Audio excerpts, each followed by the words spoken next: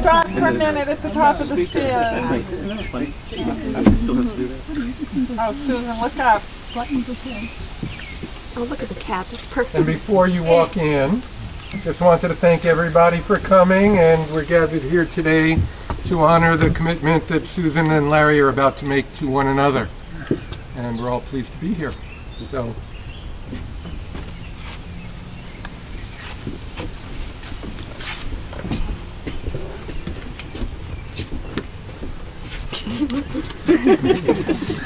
Haven't done this for a while, huh? I'd like to start with a quote from Kahlil Gibran. Love one another, but make not a bond of love. Let it rather be a moving sea between the shores of your souls. Fill each other's cup, but drink not from one cup. Give one another your bread, but eat not from the same loaf. Sing and dance together and be joyous, but let each one of you be alone. Even as the strings of the lute are alone, though they quiver with the same music. Give your hearts, but not into each other's keeping. For only the hand of life can contain your hearts. And stand together, yet not too near together. For the pillars of the temple stand apart, and the oak and the cypress grow not in each other's shadow. Susan, to you, Susan Brandon, take Larry Stephen Rothfader to be your lawfully wedded husband. I do. Do you, Lawrence Stephen Rothfader, take Susan Brandon to be your lawfully wedded wife? I do.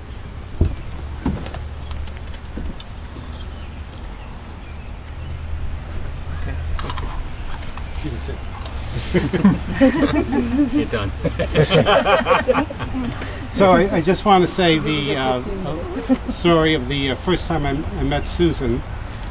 She had given me an order of wallpaper, and after we finished, well, actually I ordered the wallpaper and she wrote it up. And after we finished the transaction, I was trying to think of a pickup line. And I couldn't think of one, so I just kept staring at her, trying to think of one. So finally she says, "You're done." So I had to leave. But I came back a few times over the course of weeks and months, but I came back on the wrong day. She wasn't there. And so it was like a hardware store, so I kept having to buy like a screw. And so when I finally got to her, her co-worker said, she showed him a picture of me, a co-worker said, "I know that guy. He comes in here, looks around, and walks out." But anyway, since that time, we've had, of course we got together, we had good times and bad, thin and thicker, and but from now on, it's all good times. Kanahara.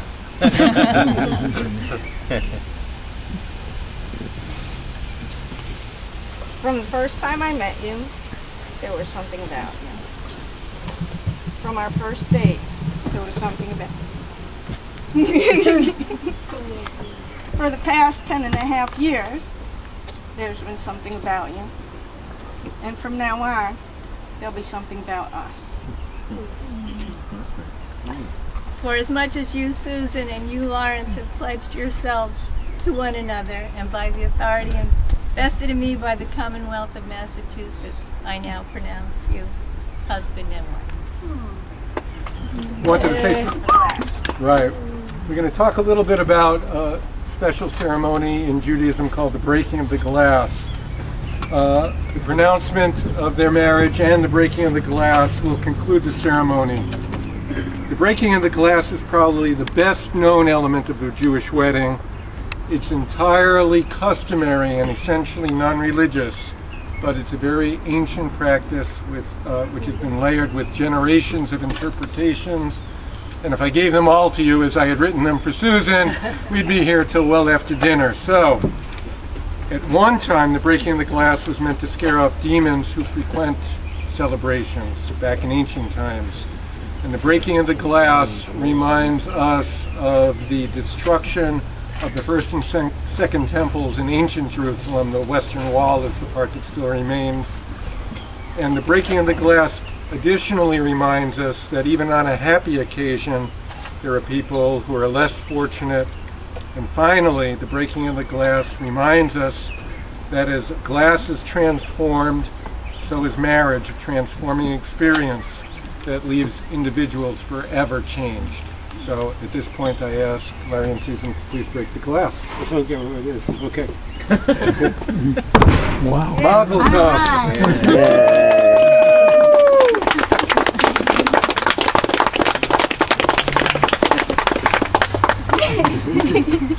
Can I be the Married. first to congratulate the bride? Yeah. Careful, Larry. Yeah, careful, don't cut yourself. They have it very carefully. Yeah. Mazel tov. Many happy years together. Thank you. Yay! Now he's gonna cook. Now he's gonna light his fire now.